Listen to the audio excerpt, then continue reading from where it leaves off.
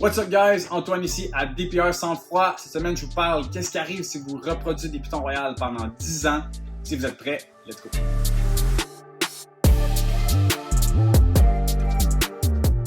Alright, donc aujourd'hui un petit peu le concept de consistance par de reproduire sur une longue période pour voir le fruit de vos efforts. Je vais vous montrer une clutch à l'appui en même temps et donc parler un petit peu de ce concept-là de la patience agressive, de savoir que au final, il y a quelque chose qui s'en vient d'hallucinant, mais ça prend du temps pour s'y rendre. Donc, pour commencer, en fait, pour qu'est-ce qui arrive si on reproduit des pitons royales pendant 10 ans, moi, j'ai un peu sectionné ça en 4 parties. Donc, les années 1 à 3, 4 à 6 et après ça, 7 à 9. Et la dernière chose, après ça, c'est de 10 ans et plus. Donc, dans la première partie, la partie 1 à 3, c'est vraiment là où vous allez chercher quels sont les animaux qui vont finir dans votre collection et commencer à avoir vos premières reproductions. Ce sont les animaux, les premiers bébés que vous allez faire qui vont vous permettre de créer des trucs vraiment extraordinaires dans les années à venir après ça.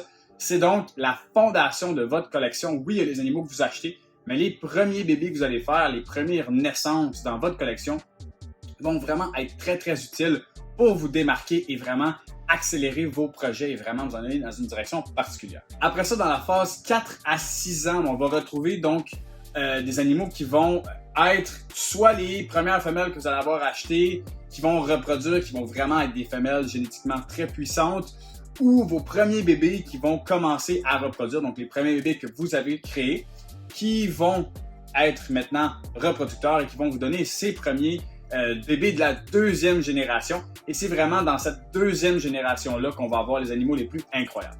Donc, ces bébés de la deuxième génération-là, une fois que c'est des animaux que vous allez amener à reproducteurs, et là, c'est vraiment là que vous allez avoir la partie 7 à 9 ans qui est là complètement incroyable.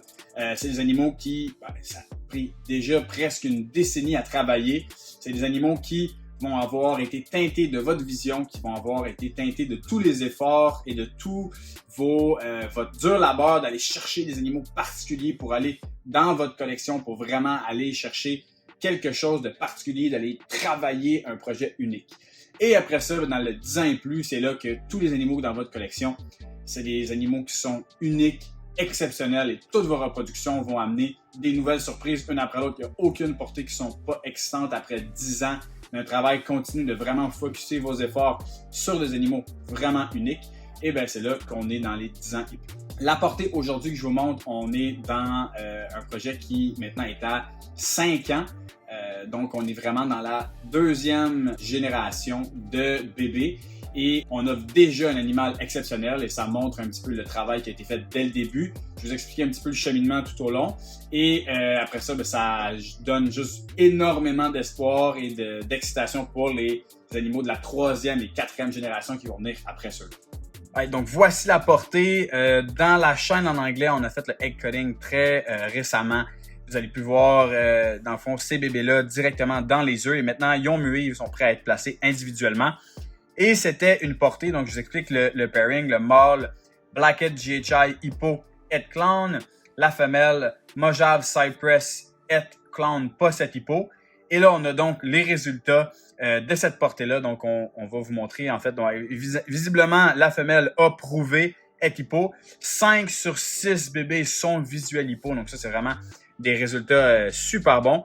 Et on a le joyau de la portée. Donc, ce petit mâle ici, un Blackhead Cypress Mojave Hippo Clown. Donc là, ici, on a un animal qui a beaucoup de travail derrière pour se rendre à un animal comme ça. Avant de continuer et de vous montrer tous les autres bébés, je vais aller vous montrer les adultes et vous expliquer un petit peu le travail en arrière de lui. Il vient d'où? Donc, on a parlé de première génération. La mère de cette portée-là, c'est un animal que j'ai produit donc en 2020 qui était dans une des premières, des animaux de la première génération pour créer ma collection. Donc, Mojave Cypress Het Clown Posset Hippo qui maintenant est double Hippo Clown. Elle provenait donc d'un Mojave Cypress Het Hippo Posset Clown à une femelle clown. La femelle l'a porté en fait. Le mâle n'a malheureusement pas prouvé. Sur 12 œufs, il n'y a eu aucun clown. mais on a quand même gardé cette femelle-là qui a maintenant aujourd'hui prouvé comme étant 100% doubleette. Et c'est grâce à des animaux comme ça qu'on a été capable de produire la portée que vous avez vue. Donc le père est un Blackhead GHI Hippo Het Clown qui vient d'Europe. Ça a été important pour moi d'aller chercher des éléments tout au long de ces premières années. Pour la reproduction, c'est bien de garder des animaux, mais il ne faut pas oublier de focusser et d'analyser nos besoins dans notre collection et d'aller chercher les éléments qui vont nous manquer. Bien, visiblement, dans cette portée-là, ce qui me manquait, c'était le post-het hippo et je voulais vraiment avoir des combos hippo-het clown pour aller chercher, dans le fond, d'aller prouver ça, pas juste avec un het à post-het. Et ça a payé gros parce que visiblement, comme vous avez pu voir, la portée a prouvé. Donc c'est ça, c'est vraiment d'aller ici créer les premiers animaux de la première génération et acheter la deuxième vague d'animaux pour supporter cette première génération-là pour ensuite vous créer des animaux exceptionnels. Donc on retourne sur la portée maintenant que vous avez vu les adultes. Ici on a exactement la même chose que le mâle Blackhead GHI Hippo Post-het Clown. Et on a également deux femelles qui sont GHI Mojave Hippo Post-het Clown. J'ai peut-être un petit doute qu'il y en aurait peut-être une des deux ou les deux possiblement qui auraient du Cypress de caché à l'intérieur. GHI Mojave sont des combos qui ont une variabilité assez extrême, donc ça se pourrait qu'il y ait autre chose de caché là-dedans. Donc deux femelles ici. Et on a donc la même chose que le mâle visuel Hippo Clown, mais sans être visuel clown.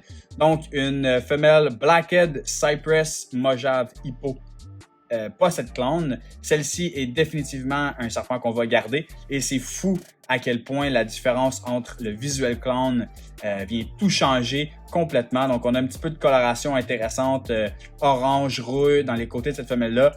Et dans le visual clown, c'est l'entièreté du serpent qui est cette coloration-là. C'est vraiment un combo impressionnant. Et justement, cette différence-là entre les deux serpents me fait vraiment halluciner. C'est super cool d'avoir ça. Et donc, évidemment, ça serait pas un pairing que je ferais les deux ensemble à cause du Mojave, mais c'est des éléments qui vont être intéressants. Je serais vraiment curieux d'aller faire peut-être un genre de Super Blackhead Mojave Hippo Clown. Ça pourrait être vraiment super cool.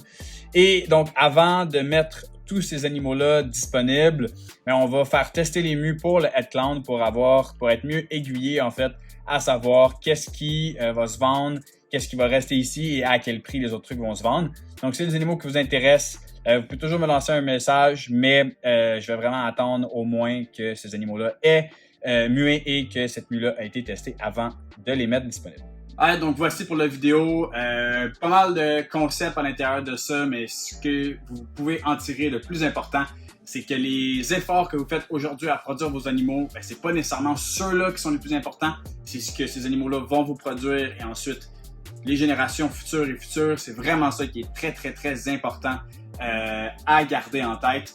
Et on a un élément du fruit de nos travails, fruit de nos efforts, 5 ans de travail pour cet animal-là. Et j'ai très hâte de voir ce que 5 autres années de travail vont nous amener avec les femelles et les bébés de ces femelles-là. Ça va être vraiment cool. J'espère que vous avez apprécié la vidéo. Allez nous suivre sur DPR Cold Blood sur Instagram. Abonnez-vous à la chaîne YouTube et allez voir Morph Market pour les animaux disponibles. Sur ce, je vous dis cheers et à bientôt.